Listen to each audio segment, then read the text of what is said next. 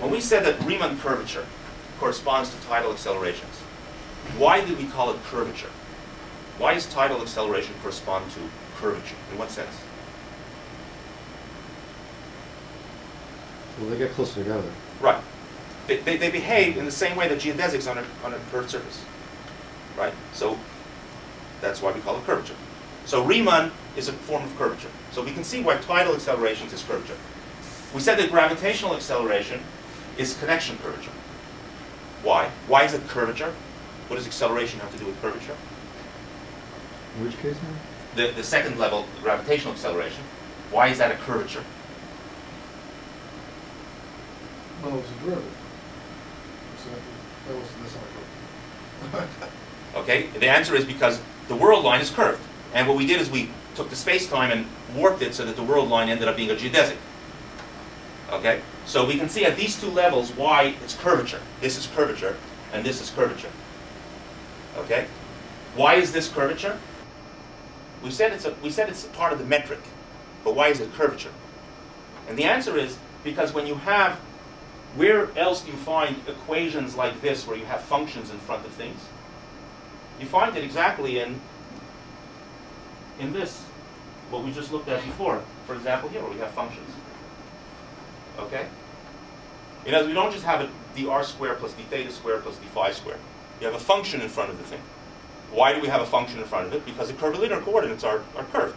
So you need to have this function in it. Curvilinear coordinates in a flat space have this function in the metric in front of these guys.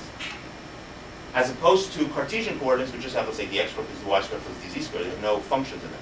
If you take curvilinear coordinates, you're going to get functions in front of these things. So in curvilinear coordinates, functions like this arise, and gammas arise as a result of the curvature of the coordinate lines.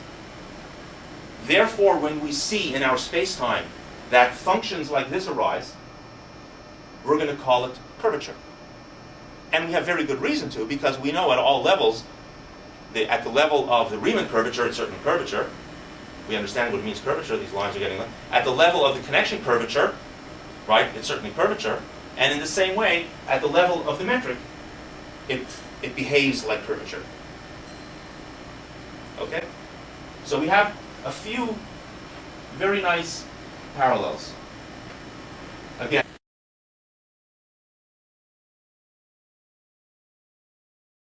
the gravitational parallel tidal to gravitational acceleration to potential, equivalent to Riemann curvature to connection curvature to metric.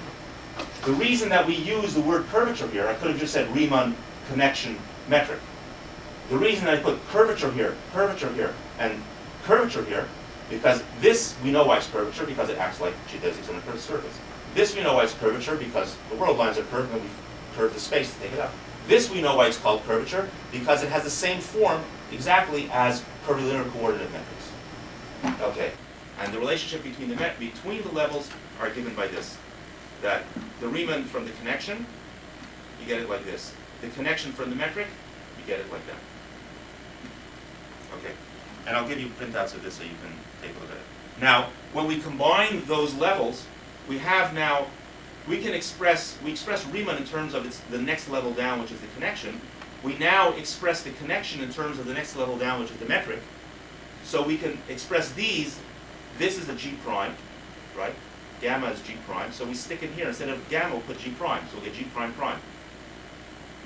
Instead of this, we'll put a G prime. So you'll 1 over R G prime. So we're expressing the highest level, the Riemann, in terms of the two levels down, which is the metric. And we're going to get an equation of this form. It's going to be a second derivative plus 1 over R times G prime.